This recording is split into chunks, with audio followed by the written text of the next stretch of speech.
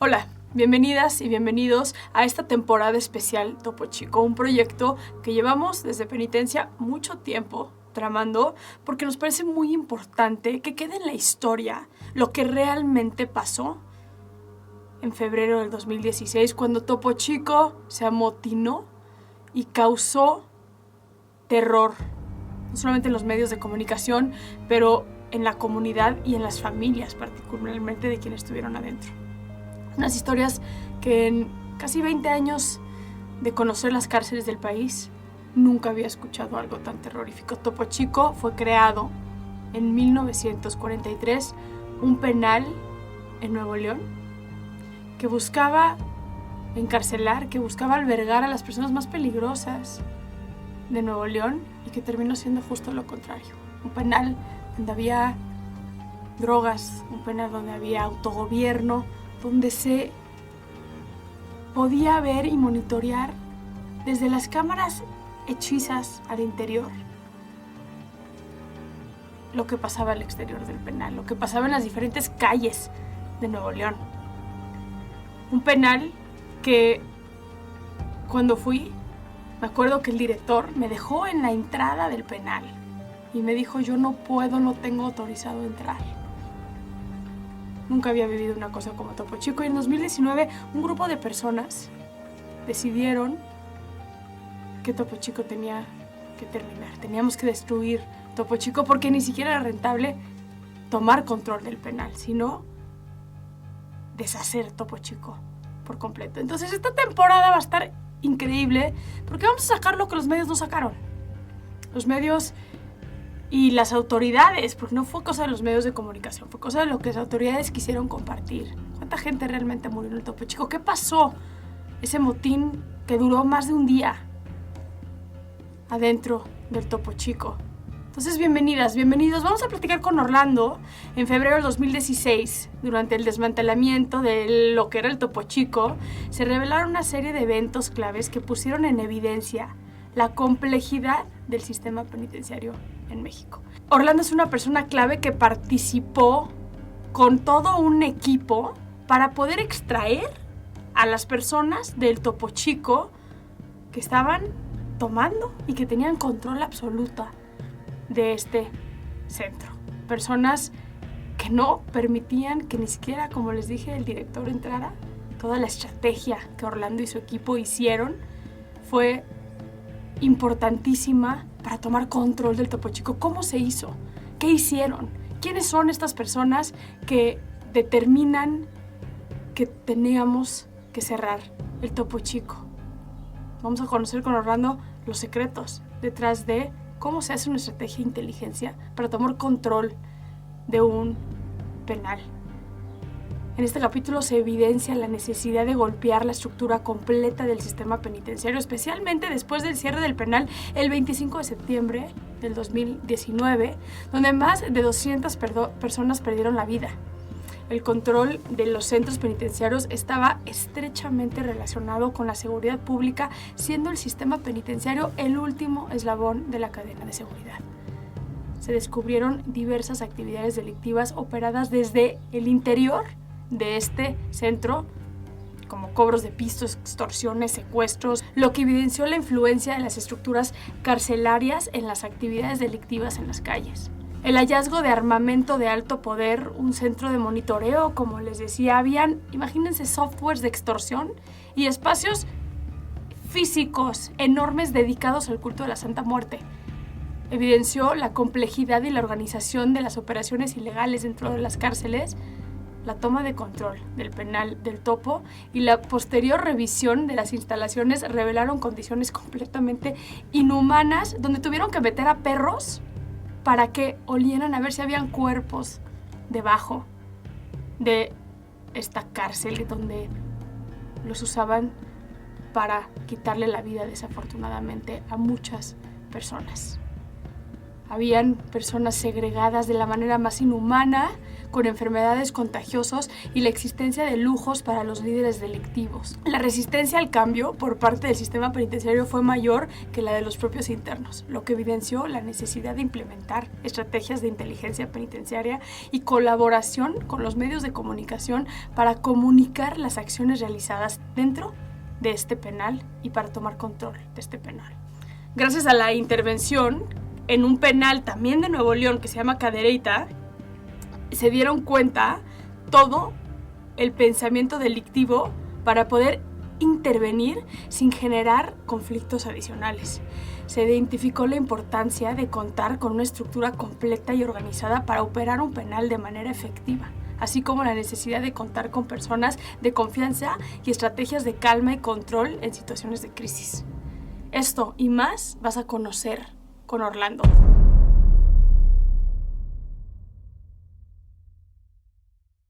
Bienvenidas, bienvenidos a un capítulo más de Penitencia. Y hoy estamos con Orlando, quien estuvo junto con un equipo muy grande al frente de lo que fue la toma de control del penal de Topo Chico. Ustedes acaban de escuchar una serie de capítulos que tienen que ver con quienes vivieron desde adentro el fin de Topo Chico. Pero nadie mejor que Orlando. Bienvenido, Orlando. Gracias por la invitación, Ceci. ¿No? Feliz para contarnos cómo se dio el otro lado, cómo estuvo la parte policial, cómo estuvo la parte donde primero hubo un motín en el 2016 Así que es. sacudió un poco porque fue de los motines, creo que el más sangriento. Y después entraron ustedes y no fue cosa de un día para el otro. Recuérdame y platícame un poco de ese día, del día que ustedes se enteraron de ese motín. ¿Dónde estaban ustedes? ¿Qué fue ese primer acercamiento? Bueno, mira, nosotros estábamos, el motín fue en febrero del 2016, si mal no recuerdo. Sí. Nosotros estábamos en centros federales, ¿no? Nosotros habíamos tomado el control en centros federales en 2015. A mí me tocó participar en el operativo de extracción de las personas que participaron en el motín. Entre ellos uno de los líderes de uno de los cárteles, ¿no?, que inició el motín. Personalmente fui yo por él con un equipo y me lo llevé a un centro federal, a Puente Grande. Nada más para poner en contexto a quienes nos ven, extracción es sacar a personas privadas de la libertad para trasladarlas. Exacto. ¿No? El Estado en ese entonces pidió apoyo a la Federación porque no podían entrar, es la realidad de las cosas. No podían ellos llevar a cabo ese operativo, entonces pidieron apoyo a la Federación y nosotros llegamos con elementos. Eso es importante mencionarlo. Yo fui a Topo Chico un par de veces previo a este motín. Y cuando tú dices no podían entrar, es literalmente el director, a mí, por ejemplo, me dejó en la puerta de donde pues, están los custodios y te revisan y te registras, este primer punto de ingreso, pues, y te decía, hasta aquí llego yo. Es literal lo que estás diciendo. Así es, así fue. De hecho, no permitían, que nosotros entráramos, ¿no? Se hizo una llamada ahí al gobernador y en ese entonces al procurador, no quiero decir nombres, sí. pero se hicieron unas llamadas porque no nos permitían la entrada. Entonces, por miedo, por lo que tú quieras, no nos permitían la entrada. Nosotros estábamos listos para entrar y al final de cuentas, bueno, nos dieron el acceso y entramos con todo y entramos por ellos y gracias a Dios no pasó nada, nos llevamos y tomamos el control en ese entonces, pero como te digo, nuestra tarea solamente era extraer, exactamente. No íbamos a tomar control tomamos el control en ese momento de la situación y a lo que íbamos. A ver, pero tú como un experto penitenciario que eres, y especialmente en los casos más complejos, porque yo he visto el trabajo que han hecho en Chihuahua en el 2012, en centros federales, luego en Monterrey, bueno, en Nuevo León, todos sabemos que entrar y sacar a las cabecillas y no hacer nada más es incluso hasta contraproducente, ¿no? Así es, sí, porque empieza una nueva guerra entre los que se quedan por el control del centro, ¿no? Entonces, eso complica más, agranda más el problema si tú no golpeas la estructura completa, como lo hicimos en este caso cuando nosotros tomamos el control del sistema penitenciario de Nuevo León en octubre del 2018, ¿no? Que nosotros no íbamos por un líder, nosotros llevábamos una estrategia integral, ¿no? Que fue lo que le presentamos al gobernador. No era vamos a sacar las cabecillas y se va a solucionar el problema, no es así. Necesitas tomar el control 100% de las cárceles. ¿Cómo? Golpeando las estructuras completas en un solo golpe. De un solo golpe se tiene que dar. Entonces, digo, ahorita yo lo puedo decir fácil, ¿no? Pero realmente es un trabajo muy complejo. Es un trabajo prácticamente quirúrgico.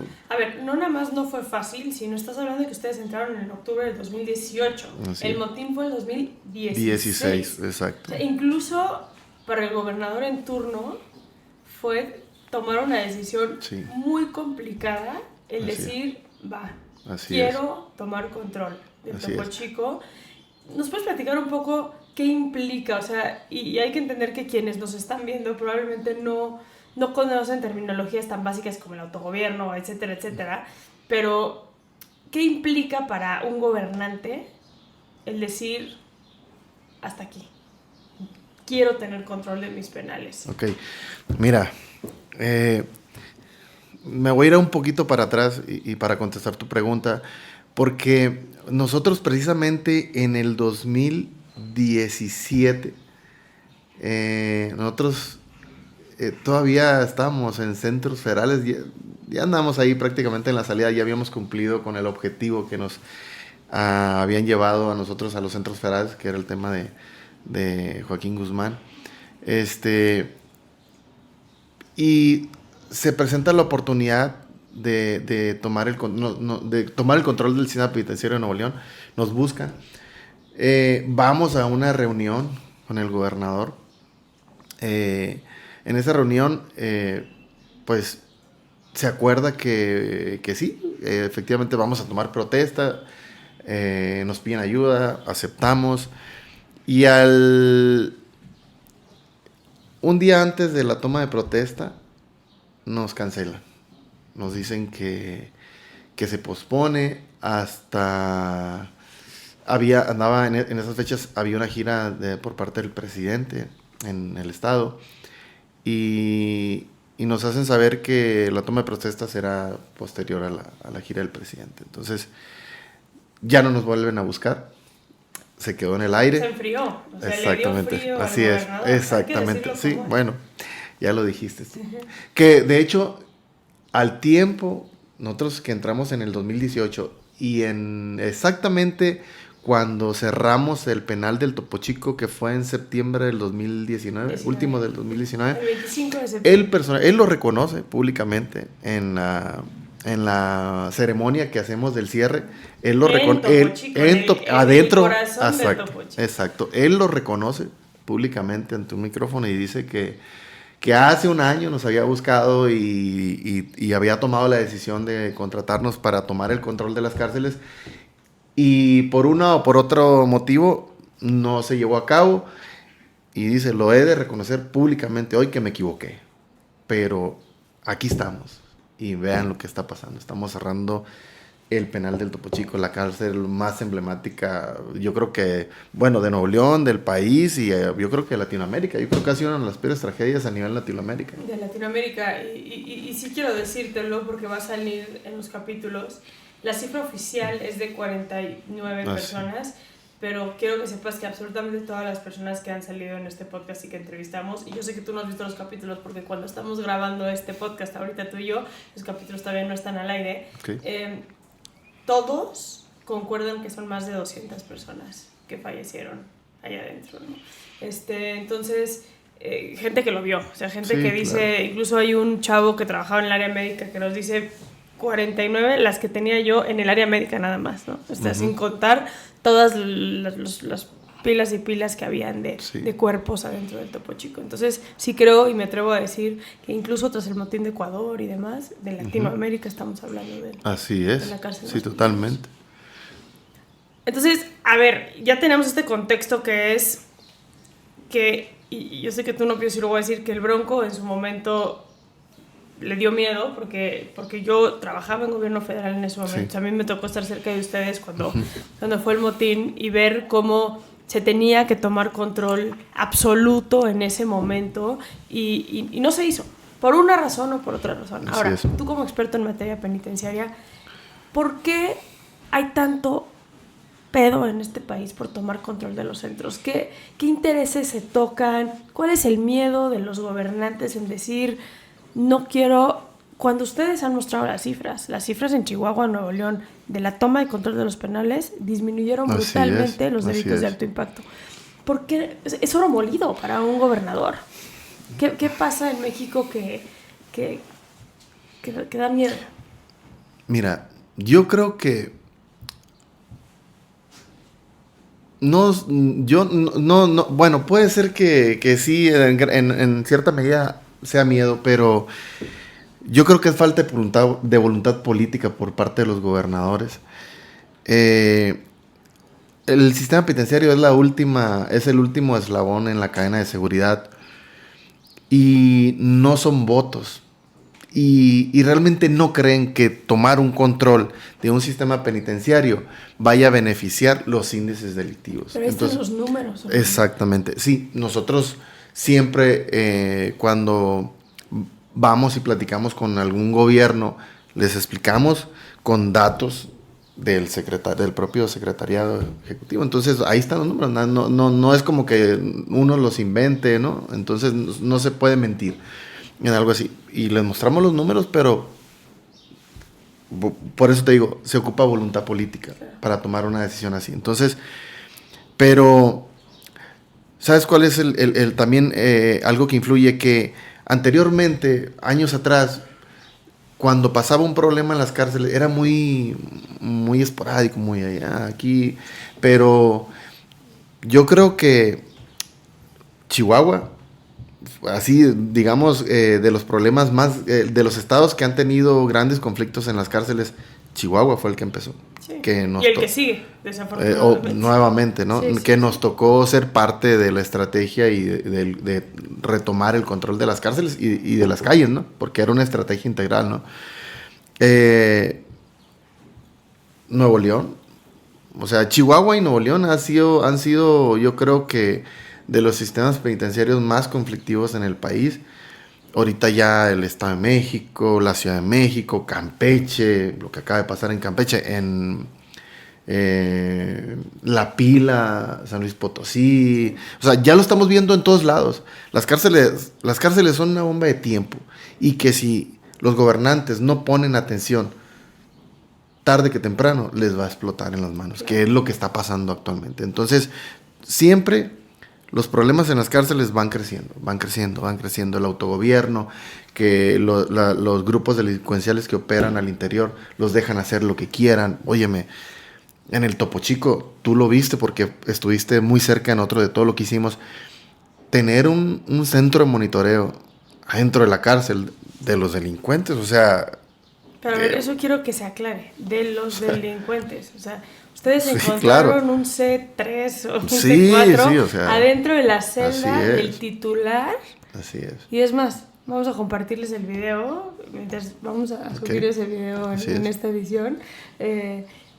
Lo que están viendo en este momento es dos chavitos boxeando, pero no se fijen en los chavitos boxeando. Así Fíjense en las televisiones que hay detrás, Sí. que son cámaras que están interviniendo las calles Así de es. Nuevo León. Exacto. Entonces, a ver, cuando hablamos de autogobierno hay que dimensionar y no solamente quiero que veamos este video de cómo estaban grabando las calles.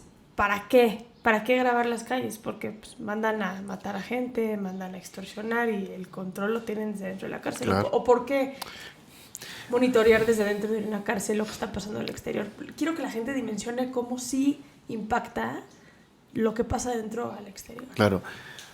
Las cárceles de Nuevo León estaban gobernadas, yo creo que fácil, por más de 20 años, por Zetas, ¿no? hasta 2016 que se hace el rompimiento de un cártel, ¿no?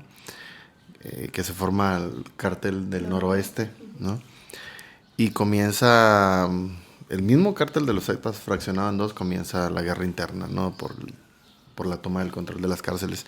20 años, imagínate, con un control total de las cárceles, donde el gobierno no intervenía para nada, no entraban. Ahí sí no había una autorización, como estaba en Chihuahua, por parte de los internos que gobernaban las cárceles, no podía entrar el gobierno. Por eso es que llegaban al grado tal de tener, digo, no te voy a decir las armas, el alcohol, porque yo te aseguro que en la mayoría de las cárceles que son operadas por los estados hay armas y hay alcohol.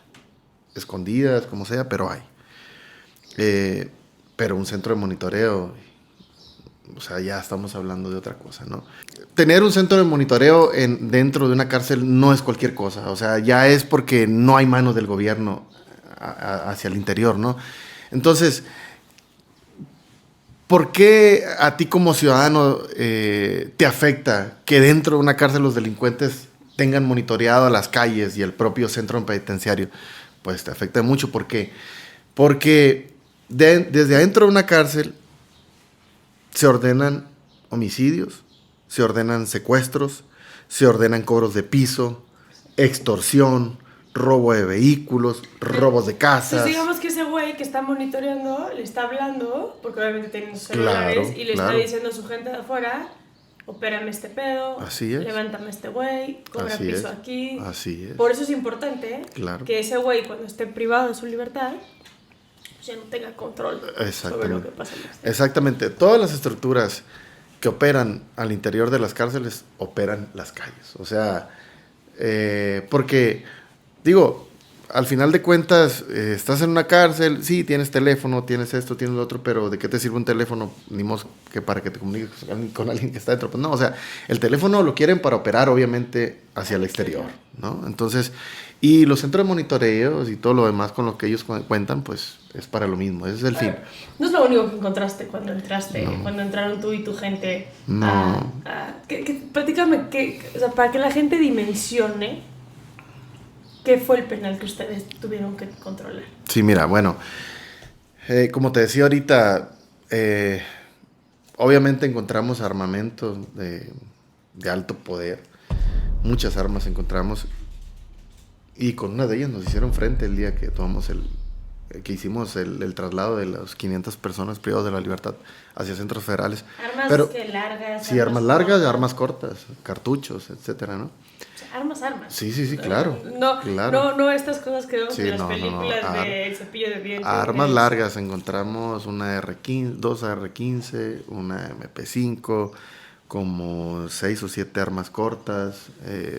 Fueron algunas armas, digo, y con muchos cartuchos, ¿no? Entonces, cargadores abastecidos, etcétera. Que ahorita te platicaré un poquito cómo fue que las encontramos, ¿no?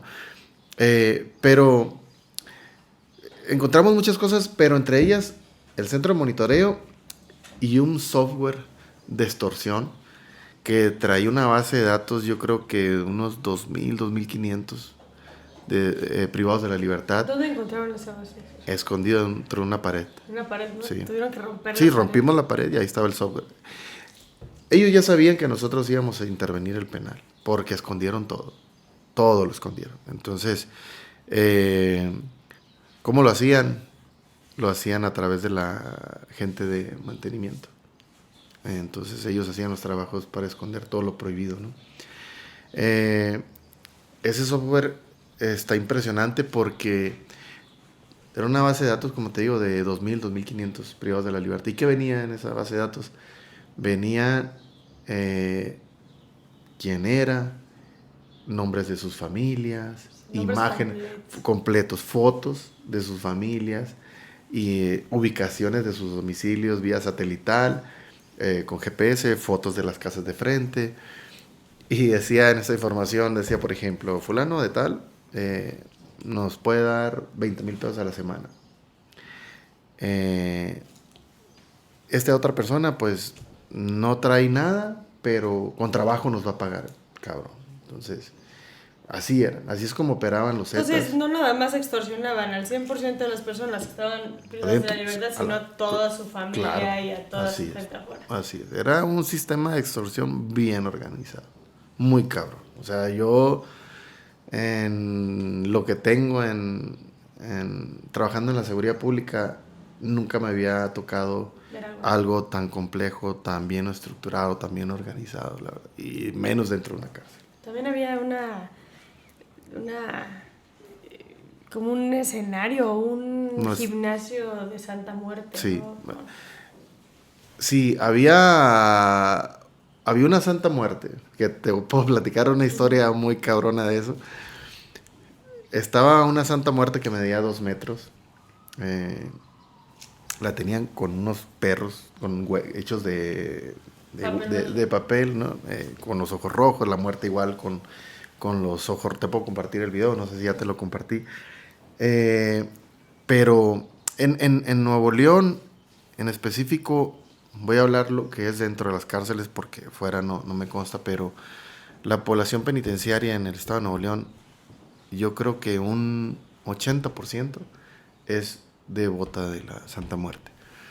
Se decía que hacían muchos rituales. Incluso con humanos, ¿no? Con humanos y no puedo hablar, te digo, de historias urbanas que hay porque eso no me consta, pero se decía que hacían sacrificios humanos con internos y los reportaban como que se ahorcó, uno murió en una riña y Normal. sí, así es. Entonces, pero esa muerte en específico, esa altar a la Santa Muerte, perdón, tengo una anécdota porque cuando ya tomamos el control del penal, hicimos el cierre, fue fue el gobernador, se hizo la ceremonia del cierre, y bueno, ya se quedó el penal totalmente solo, vacío. Y me quedé con un grupo de gentes que colaboraba conmigo de confianza para hacer revisión de todas las paredes del penal, ¿no? En los módulos, ver si podíamos encontrar más armas o más artículos prohibidos, cosas que Pero hasta cuerpos, ¿no? Entraron a buscar cuerpos. de hecho, fue una asociación que pensaban que había cuerpos en el Topo Chico. Nosotros traemos información de que no había, ¿no? Que no había, todos los cuerpos los sacaban, ¿no? Entonces, pero bueno, al momento de que ellos estaban, bueno, no es cierto, esa comitiva todavía no, esa comitiva de búsqueda todavía no llegaba al penal, pero nosotros estábamos en la búsqueda de armas, lo que encontráramos, ¿no? Entonces, droga, etcétera, ¿no? Pensábamos que había más droga, pensábamos que había más armas. Y estaba el altar a la Santa Muerte. Entonces yo doy la orden de que derrumben ese altar. Y uno de los comandantes va con un operador de una retro y le pide que vaya y tumbe el altar.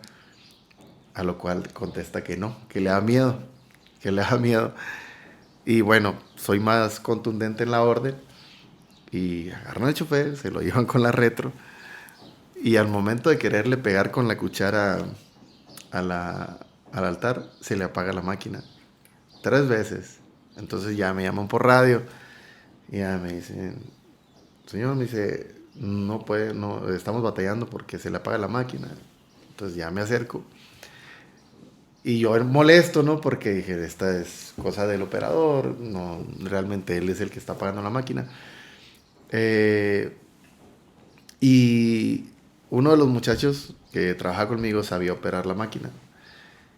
Y tal cual, la máquina se le apagaba. No podía. Antes de que la máquina fuera a demoler a exactamente. Entonces, ya yo un tono molesto, pido, tráiganme marros, cabrón, tráiganme marros. Y con marros, a punta de marros, le echamos abajo. Entonces, es una anécdota. A lo mejor yo ahorita te la cuento como si era, pero ahorita me acuerdo y sí me dan escalofríos, la verdad. O sea, porque entrar al penal del Topo Chico cuando ya estaba solo, sí te daba escalofríos, la verdad. Sentías la mala vibra, muy cabrón, ¿no? Entonces, porque te encontrabas con con habitaciones llenas de santería, el módulo 5 era en donde más se sentía así la mala vibra. Pasaron muchas cosas paranormales con todos los muchachos que estaban conmigo, a los comandantes, a los directores, porque ellos pues dormían en las cárceles, ¿no? Ellos creamos dormitorios para toda la gente que operaba con nosotros, para toda la estructura, ¿no? Ellos no podían andar en las calles. Entonces, ellos dormían dentro de las instalaciones y les pasaban muchas cosas a mí mismo. A mí me pasaron cosas paranormales ahí en el penal del Topo Chico. Una de las veces que me quedé, cuando sacamos a los 3,000 internos que sacamos y los llevamos a distintos centros, yo dormí 2 noches en el Topo Chico y me pasaron cosas paranormales muy cabronas. Entonces, ¿Tipo? Me tocaba, andaba un perro bajo la puerta respirando así tal cual. Estaba una mesa por fuera de la ventana donde dormía y y yo brincaba rápido, abría y nada, una soledad. Los perros, todo empezó a partir de las 12 de la noche. Teníamos los K9 ahí por fuera donde estábamos nosotros y los perros comenzaron a aullar. Yo estaba despierto. Yo comencé a escuchar el ruido primeramente de la mesa, que la estaban así moviendo fuerte. Y yo pensé, estos cabrones me quieren asustar, mis muchachos. Entonces, porque a ellos me platicaban y yo no les creía. Y yo decía, estos cabrones me quieren asustar. Entonces no la creía, pero ya me enfadaron, me levanté corriendo a abrir la puerta y no había nadie. Una santa calma.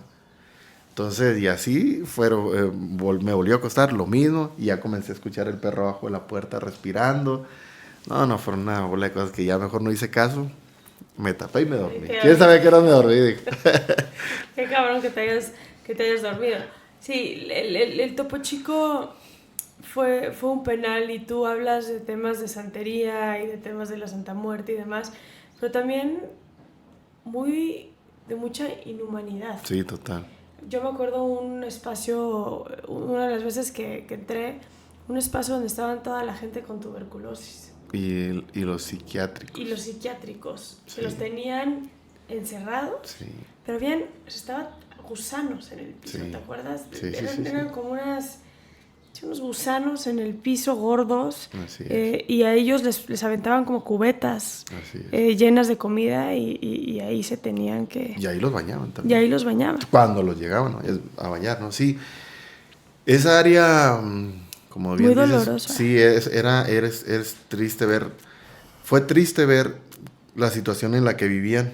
Ver el contraste de los que gobernaban, los internos que gobernaban la cárcel, cómo vivían con todos los lujos. ¿Cómo era eso? No, eran suites, aires acondicionados, tenían un centro de baile, un bar, un centro así, ¿no? O sea, con tubos y todo. Sí, o sea, todo. Un bar Jacuzzis. así abierto, jacuzzis, barberías, gimnasios, todo tenía. Absolutamente todo. Entonces, y llegar a esa área donde tú bien lo dices, donde era la crueldad así humana, tal cual, porque realmente vivían como animales, la verdad. Esa es la palabra. Peor, yo creo, ¿no? Sí. Pero desde que tú entrabas, o sea, percibías el aroma a podrido, putrefacto, y al momento de entrar y ver a toda la gente que estaba ahí, como gente con tuberculosis, con psiquiátricos, con VIH, yo creo que les aventaban la comida así, entonces con cubetas en el piso, el agua, a cubetazos de agua cuando bien les tocaba, ¿no? Porque no, como tal no se bañaban, no recibían ningún tipo de atención sanitaria, alimenticia ni médica. Entonces, desde que nosotros tomamos el control, inmediatamente nosotros creamos un área especial para ellos, una clasificación, pero sobre todo un área digna para ellos, ¿no? Yo creo que fue una de las primeras cosas que hicimos, ¿no?, en el penal del Topo Chico, que fue el área en la clínica, que creo que la conociste, Sí. en el área, en la clínica, El área ahí médica. estaban los internos, tenían atención médica, asistencia, asistencia por parte de enfermeras, psicólogos, nutriólogos, todo tipo de priorizamos, ¿no? Orlando, cuéntame cómo fue el que empiezan a tomar control. Ok. Mira, tomar el sistema penitenciario de Nuevo León fue muy distinto a lo que hicimos en Chihuahua. Sí. Porque, en primer lugar, cuando nosotros llegamos a Chihuahua, llegamos a algo desconocido porque nosotros realmente nunca habíamos estado en cárceles, ¿no? Los que conformamos ese equipo, unos venían de la iniciativa privada, otros de otras áreas de gobierno, otras áreas de seguridad, pero no nada que ver con cárceles, ¿no? Y ahí nos enfrentamos a todo. Nos enfrentamos a todos los problemas. O sea, la experiencia, al final de cuentas, te la da los problemas a los que te enfrentas y cómo los resuelves. No te la dan los años en un sistema. Porque yo siempre escuchaba a gente, sigo escuchando a gente que dice, es que yo tengo 20 años en el sistema penitenciario. Sí, eso Tengo qué. 30 años en el sistema penitenciario. Tengo toda la experiencia del mundo. Entonces, y no es así la verdad. La experiencia te la dan los problemas. Y obviamente cómo lo resuelves, ¿no? Y en Chihuahua fue prácticamente la primaria, la secundaria, la universidad, el doctorado y la maestría. O sea, literal, fueron todos los grados, ¿no? Todas las certificaciones Exacto. habidas Entonces, por haber. porque nos enfrentamos a todo. Chihuahua era gobernada 100%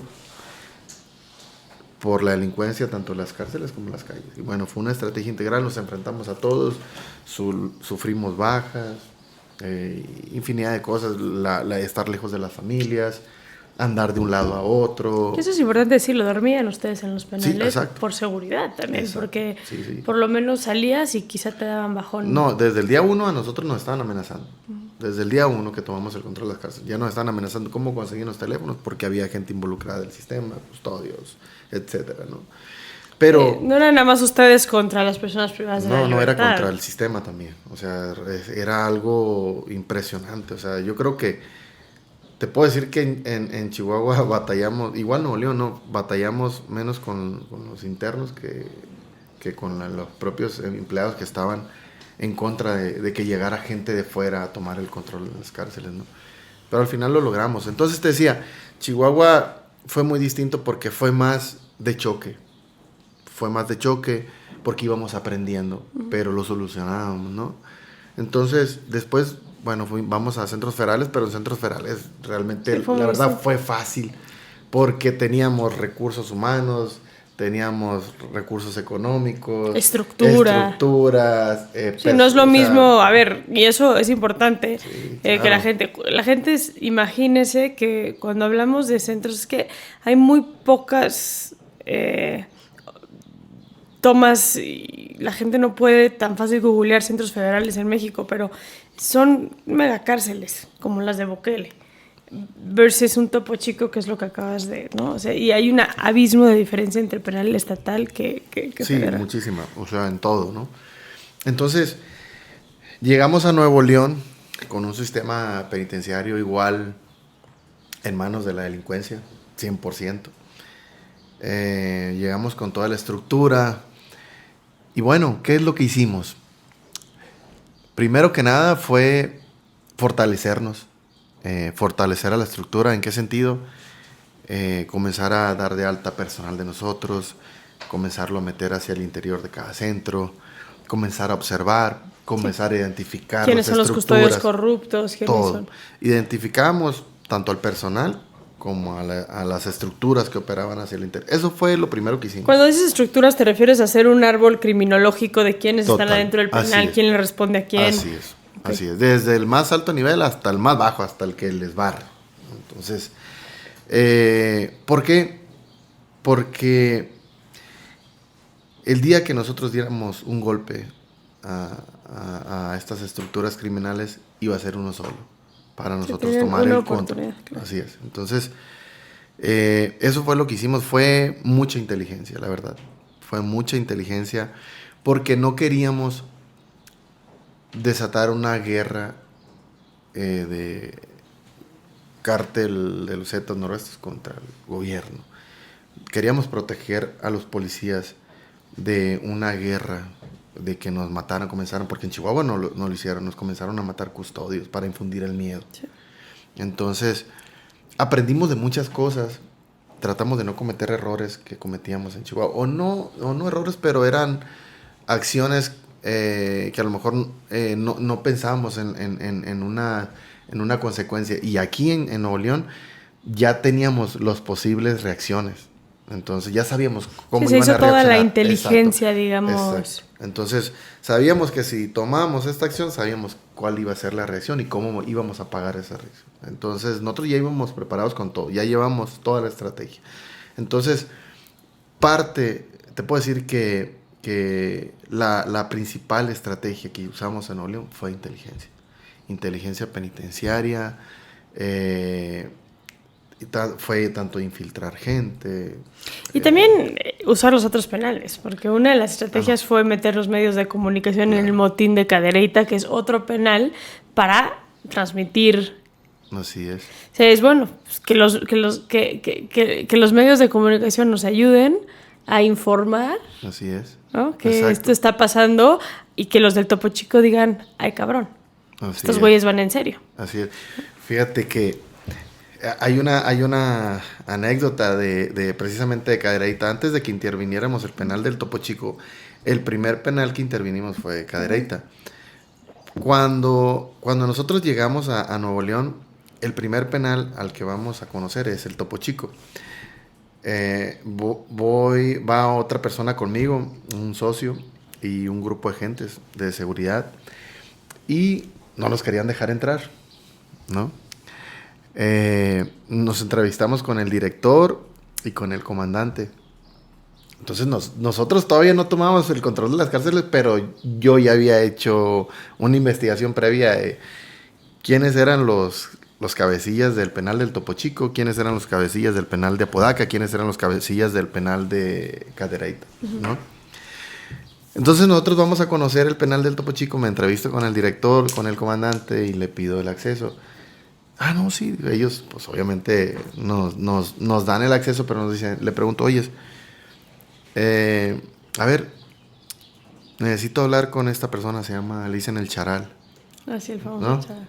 Entonces, y me dice el comandante, Charal, dice, sí, se llama fulano de tal. No me suena, no lo conozco. ¿No lo conoces? No. Bueno, y yo traía nombres incompletos, pero traía los apodos. Entonces ellos decían que por apodos no lo conocían. No los conocían. Exacto. Entonces, bueno, no los conoces, ¿no? Bueno, ok. Bueno, vamos a ingresar. Ok, perfecto. Entonces, la verdad, entro con un grupo de 4 personas. Yo y 3 personas más, solamente. Desde que tú entres al penal del Topo Chico, mira, tenían una comitiva para escoltar de internos. De personas privadas de la libertad. Eso es importante. Personas privadas de la libertad, ¿no? Y nosotros nos comienzan a rodear así tal cual. Bueno, no sé cuántos te puedo decir, 300, 100. Entonces, nosotros ya estamos, realmente yo sabía que iba a pasar algo así. O sea, tú entraste sabiendo que sí. iba a haber putas. Pero obviamente nosotros ya llevábamos una estrategia de que íbamos a hablar, ¿no?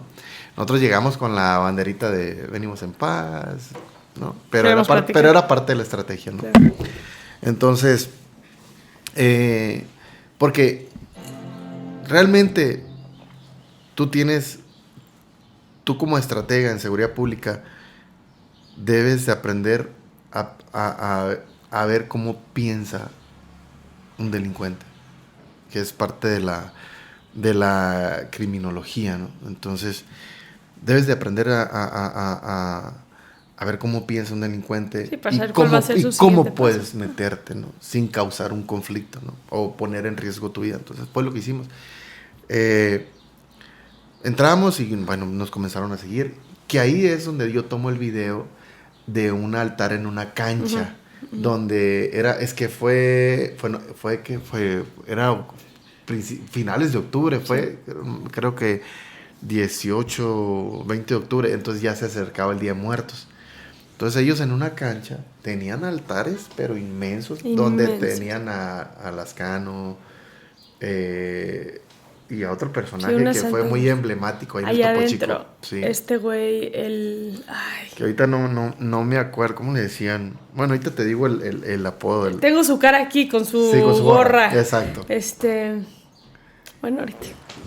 Bueno, pero tenían una imagen grande de Lascano ahí y altares de la Santa Muerte y demás, ¿no? Entonces vamos caminando y mira, traigo 300 personas, traíamos así, mira, escoltándonos. Entonces, ya el grupo de escoltas que nosotros traíamos, yo ya tenían instrucciones de tranquilos, ¿no? Los únicos personas que vamos a hablar vamos a ser él y yo. Nadie más. Bueno, entramos, entonces me recuerdo que ya había un filtro, cuando llegamos y había un filtro, donde estaba un Privo de la Libertad con otro grupito, pero yo lo vi que era un líder. Pues con solo verlo me di cuenta que era un líder. Lo liste. Que tú lo conoces porque creo que lo entrevistaste y le hice en el Cleto. Sí. Ok. Bueno, entonces llego con él y le digo, ¿tú eres encargado aquí? No, me dijo. No, yo soy canastero nomás. Canastero, en términos penitenciarios, es el que lleva y trae, ¿no? Mensajes o el que te hace mandados, favorcitos, etcétera, por ¿no? unos 10, 15, 20 pesos. Exactamente. Entonces, ok, ¿eres canastero? Sí, ok. Ve y tráeme unas sodas, por favor. Y le doy dinero. Y él dice, ¡hey! ¡Tráeme unas sodas! Entonces ahí lo agarro y le digo, ¡hey! ¿No quieres canastero? Por ser canastero, pues... Eres el líder de los canasteros. Tienes mando, cabrón. Le digo. Entonces, y ya lo agarré y le digo, a ver, ven, ¿cómo te llamas? ¿Cómo te dicen? No, pues Cleto, mira, venimos en buen plan. Solamente queremos platicar con el encargado de aquí del penal. Sabemos que hay un encargado. Solamente venimos a platicar con él. Háblale, ve y háblale. Y me dijo, licenciado, es que me puedo meter en un problema. Dile que venimos en buen plan. Bueno, me dijo, voy a ir, me dijo. Ahí vengo, me dijo. Y se va corriendo. Nos sentamos en unas banquitas que están ahí. Y efectivamente, ahí lo trae. Viene el charal con una escolta de 300, otros 300 cabrones más de los que nos estaban escoltando. Y pues, en una forma así medio... Sí, ustedes qué altanera, así medio presumido, como que yo soy el bueno de aquí, así, no, pues no quiero problemas, pero díganme en qué les puedo ayudar, ¿no? Esa era la actitud, ¿no? Entonces nosotros le dimos solamente el lado, queríamos identificarlo, ver cuál era la situación. Y sí, efectivamente veíamos que vimos el control total que ejercían en la cárcel. No pudimos entrar, obviamente no podíamos entrar a ver qué más había. Era un punto medio del penal del Topo Chico. Entonces, en el camino vimos restaurantes de mariscos, de todo, ¿no? Entonces, salimos del penal del Topo Chico y nos vamos al penal de Cadereyta. Cuando nosotros entramos al penal de Cadereyta, te lo juro que en el ambiente se lo comenté a un compañero. Le digo, oye, huelo aquí algo mal. ¿Tú no lo hueles? Sí, cabrón, me dijo. Te lo juro que te lo iba a decir, me dijo. Huelo que algo está mal aquí, cabrón. Huelo el ambiente muy pesado, me dijo. Más que en el Topo Chico. Entonces, salimos del penal, entramos con un grupo de comandantes, hablamos con los internos igual. Salimos, dejo a 3, 4 personas ahí conociendo las instalaciones. Nosotros nos vamos a Apodaca. Cuando yo estoy en Apodaca, me marca uno de los comandantes que se había suscitado un problema, que uno de los internos líderes que estaba ahí, que le apodaban el Grande, creo, conoció a uno de los comandantes que andaba ahí. Lo conoció de Centros Federales. Esta persona había estado preso en... O sea, un malandro conocía a uno de ustedes que trabajaba en un penal federal. Exacto, como seguridad. Como comandante de seguridad. Uh-huh. Y le dijo, lo conoció, comandante... Tal, le dijo. ¿No se acuerda de mí? Le dijo. Y él, no, ¿de dónde? Allá en tal Centro Federal. No se acuerda que se portó mal conmigo, que nos traían así y así. Tú sabes que en los centros federales cómo era la disciplina, ¿no? Sí. Y no, pues no te recuerdo, pero no, pues aquí no va a ser la misma, aquí mandamos nosotros, aquí no mandan ustedes. Y sacaron unas puntas y lo rodearon y le decían, ¿qué grande? Porque el grande le decían, aquí mismo lo trozamos. Entonces interviene otro de los comandantes que venían conmigo y le dice, hey, no, tranquilos. Me dio ahí un poco la situación, no, tranquilo, no venimos en ese plan. Está bien, ustedes mandan aquí, nosotros venimos en buen plan, venimos a conocer las instalaciones y no venimos a hacerles nada, tranquilos. Y ya, no, pues todo bien, dijo, aquí no se van a pasar de, ¿no? Sí, de veras. Entonces, y lo pudo sacar al comandante, su otro compañero, y ahí quedó la situación. Sí, pero se las dio... Entonces, a partir de ahí, digo, te lo platico porque parte de estas decisiones fueron los que nos llevaron a tomar el control de los penales. Entonces salimos de ahí, salen de ahí ellos, nos marcan y inmediatamente vénganse para acá. Convocamos una reunión extraordinaria de los que traíamos el control, el mando del sistema y en la mesa acordamos, a ver, si ahorita no tomamos una decisión drástica, no intervenimos el penal ahorita mismo y trasladamos a estas personas, no damos un golpe contundente, no damos un mensaje de lo que venimos, nos van a tomar la medida. Entonces, hay que platicar con el gobernador, con cuánta gente nos puede apoyar y vamos a intervenirlo ya. Entonces, se habló con el gobernador y el gobernador, con toda la voluntad, hagan lo que tengan que hacer, que tanta gente ocupan. ¿Qué ocupan? No, pues tanto. Y inmediatamente lo intervenimos. Fuimos y hicimos movimiento, hablamos a centros federales, nos autorizaron y entramos por ellos. En la madrugada, 4, 3 de la mañana entramos cuando estaban dormidos. Ni cuenta se dieron. Entramos porque hay una caseta muy afuera del penal. Inmediatamente llegamos con los custodios, quitamos radios, quitamos teléfonos, dejamos un filtro de nosotros, entramos. Conforme íbamos avanzando, tomábamos las comunicaciones nosotros. Sí, porque hasta no podías ni confiar en muchos de los custodios. Porque avisaban por radio inmediatamente adentro. Sí. Entonces, para evitar un motín como lo que pasó en Campeche, que entra la policía, esa la verdad, lo que yo veo con todo lo que ha salido en los medios, yo siento que hay fue una mala logística de llevar a cabo el operativo, ¿no?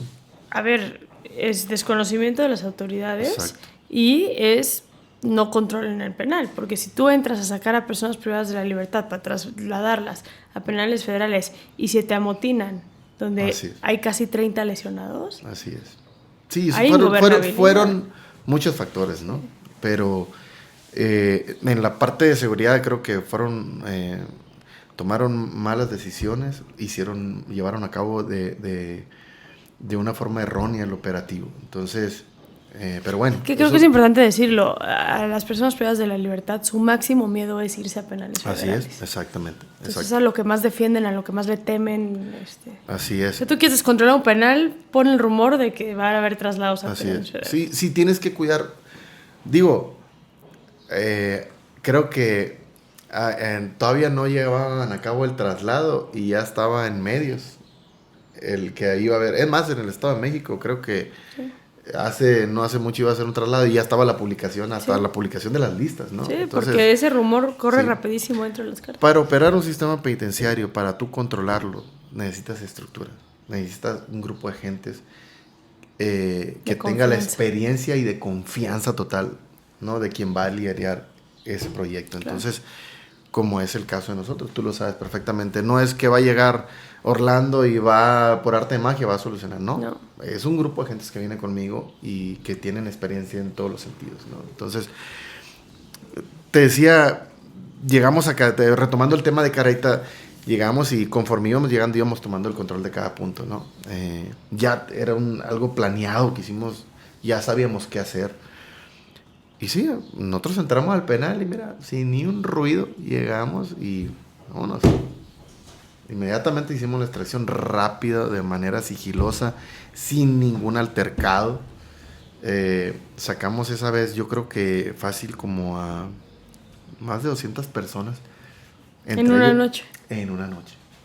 O sea, no es como que Cadereyta fue como lo fue el Topo Chico. El Topo Chico, la verdad, sí lo hicimos de manera así bien, porque era grandísima la estructura. En Cadereyta no controlaban los Zetas. Era el Golfo, ¿no? El cartel de Golfo. Era el Golfo, pero que se hacían llamar ellos el pueblo. Sí. No, eran personas privadas de la libertad que en algún momento pertenecieron a Zetas, pertenecieron a Golfos, etcétera, pero ellos que habían desertado de esos cárteles y eran independientes. Cada uno de ellos controlaba un módulo, ¿no? Entonces, fueron alrededor de, más o menos, sí, 200 personas las que trasladamos, entre ellas esa persona que te digo que estuvo a punto de poner en riesgo la vida de uno de los comandantes. Entonces, son traslados de alta seguridad, son traslados inmediatos, con mucha coordinación con la federación, son traslados donde tienes que tener los aviones ya en tierra, la gente ya esperando, todo en mega orden para... Así es. Sí, realmente necesitas no puedes improvisar, la verdad. En algo así no puedes improvisar, menos donde llevas, porque realmente, si bien son penales estatales, pero en Nuevo León no hay centros federales. Claro. Entonces, tú sabes que la mayoría de los delincuentes donde no hay un centro federal, caen en el estado. No es como que Sonora, Sinaloa, Veracruz, Chihuahua, hay centros federales. Lo que es Baja California, Nuevo León, no tienen centros federales. Exacto. Entonces, bueno, y Ciudad de México. Pero, a ver,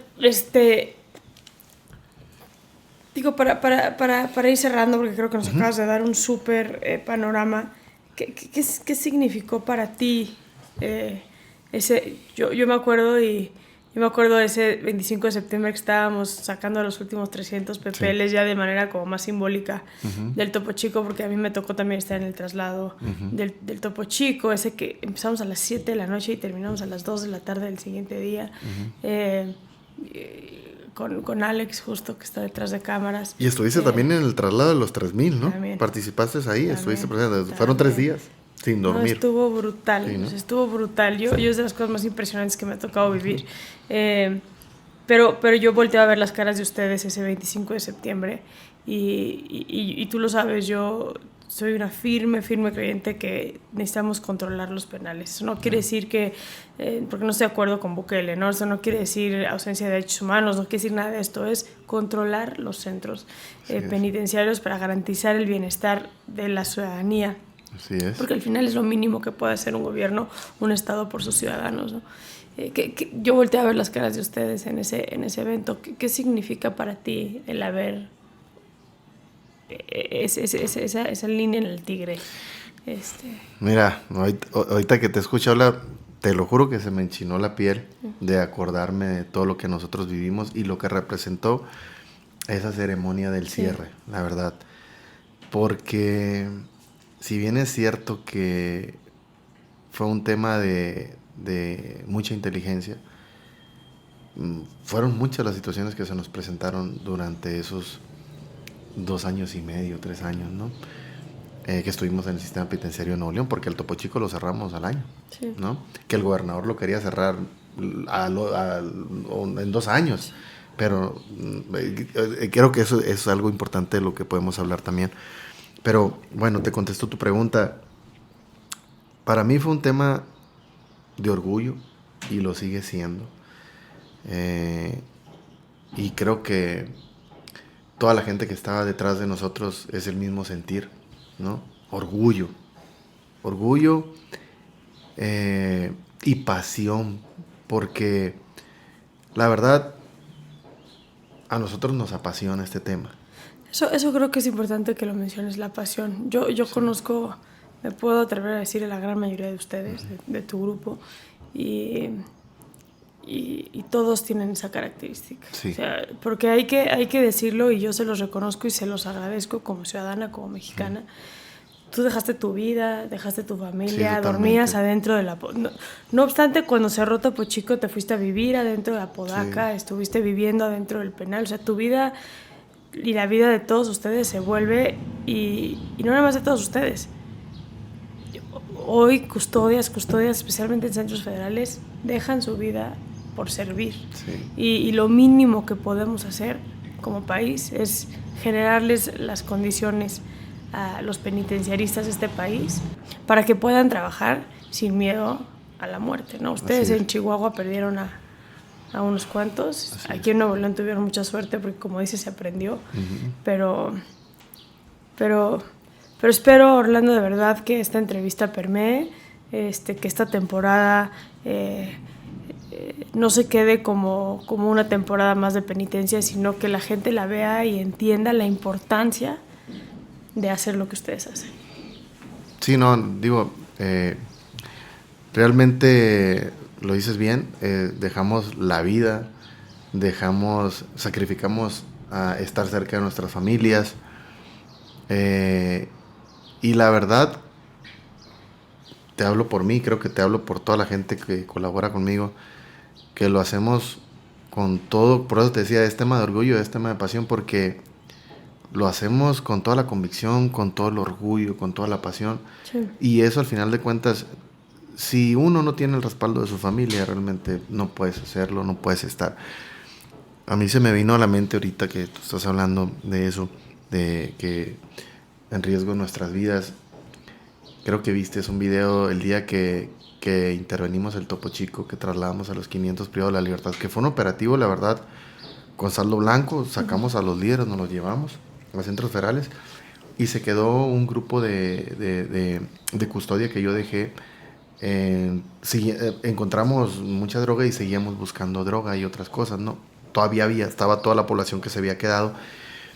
Y en ese instante yo estábamos desayunando en la cocina del penal, por fuera. Y de repente llega corriendo el jefe de monitoreo y me dice que están golpeando a oficiales. Se levanta un grupo de personas que está conmigo, van corriendo a la puerta. Yo me quedo todavía, traía yo creo todavía la adrenalina, traía el cansancio, traía muchas cosas de que ya habíamos terminado, todo bien. Yo todavía agarro el último bocado, me lo he hecho tranquilamente. Entonces ya tenía mi arma en la mesa, me la enfundo, vámonos, con 3 de mis muchachos. Cuando yo llego a esta aduana de personas, ya ves que está un portón donde ya ingresas al penal, todos estaban hechos bolas ahí. Y porque se comenzaron a escuchar disparos. Balazos. Sí, entonces yo llego y le digo, ábrame la puerta. Y me dice una de las personas, no, jefe, no puede entrar. ¿Cómo que no? ¿Y quién va a calmar esto? Ábrame la puerta, por favor. Jefe, es que no puede entrar. Y ya, yo, un tono molesto, ábrame la puerta. Que se venga aquí, ¿quién va a entrar conmigo? Y a 4 de mis muchachos, yo jefe, ok. Las armas, abajo, yo le voy a decir, si hay que disparar, ¿a qué le vamos a disparar? Porque había disparos, ¿no? Entonces, obviamente, si había un enfrentamiento, claro, nos íbamos a defender. Me abren la puerta del penal y solamente ingresan 4 conmigo. Me estaban golpeando a los oficiales, yo no los podíamos dejar. Entonces, hay videos de cómo los están pegando con palos. Sí, con palos, horrible. ¿No? Con tubos. Fue terrible. Uno medio lo mataron, gracias a Dios quedó vivo y sin ninguna secuela. Entonces, cuando nosotros ingresamos, en uno de los pasillos de los corredores, no te digo que está uno de los altares ahí de la Santa Muerte, estaban golpeando a un oficial. Entonces nos ven que entramos y yo no hacemos disparos a darle a ellos, hacemos disparos al aire y a las paredes.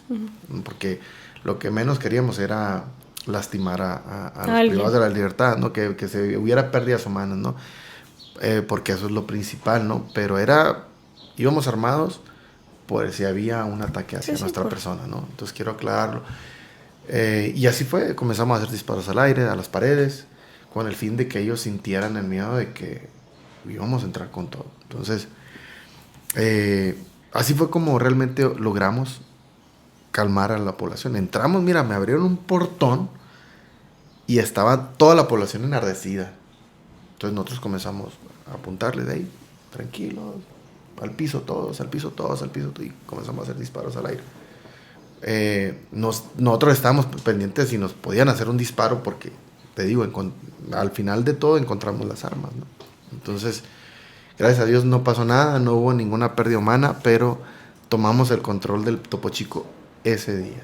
Te puedo decir que ese operativo fue el 26 de marzo del 2019, creo que fue. Sí, 26 de marzo lo tengo presente. Ese día tomamos el control del Topo Chico total. Antes de su cierre, el penal del Topo Chico fue gobernado. Sí. O sea, fue una cárcel sí, inoperante. Y los veías en uniforme y los veías en disciplina, podías entrar, podías caminar, me consta. Limpieza, era otro lo que se olía otra cosa. Exactamente. Sí. Entonces, digo, me acuerdo de esa situación, de lo que dices de que dejamos a nuestras familias, ponemos en riesgo nuestra vida. Yo mismo, después de que pasó todo, yo no pensé, la verdad, en esa ocasión. Yo pensé solamente en calmar la situación, en controlar la situación. Nunca me pasó por la mente otra cosa. Yo simplemente me metí a la boca del lobo y gracias a Dios salieron las cosas bien. Pero a los días de haber pasado todo, es más, no a los días, a las horas de que se calmó todo, a mí me cayó el 20 de lo que podía haber pasado, claro, ¿no? Estar entre 3,000 internos con un arma y con 4 solamente elementos míos. Sí, fue un volado al aire muy cabrón. Exactamente, y gracias a Dios salió bien y bueno, aquí estamos. Y pues digo, yo te tengo que agradecer por la oportunidad que nos das de hablar de lo que sucedió, porque es importante que se sepa, porque no fue cualquier cosa, ¿no? Y que la gente sepa cuál es la situación en las cárceles, qué es lo que representa tú como gobierno tener el control de las cárceles. ¿Te beneficia? Claro que te beneficia. ¿Te perjudica? Claro que te perjudica, si no hay un control. Entonces, creo que lo estamos viendo en todo el país. Ahí están, ¿no?, los números, ahí así está todo, es como tú lo dices, es voluntad política. Así es, totalmente. Y Orlando, honor a quien honor merece, a ti, gracias, no nada más a ti, a tu equipo. Gracias. Que sé que hay varios de ustedes detrás de algo así, y esta historia no podía contarse sin tu voz, sin la voz de ustedes, que fueron gran parte de quienes hicieron que esto pudiese suceder. Entonces, gracias y bueno, gracias por contar hoy esto aquí en este hay espacio. Mucho más que contar, pero creo que podríamos estar espacio, aquí, ¿no?, horas, pero sabes, bueno, creo que ya nos vamos con un panorama bastante general y ojalá hayan más historias de otros penales y de otros estados que decidan tomar las riendas de sus estados. Esperemos que así sea. Muchas gracias. Muchas gracias.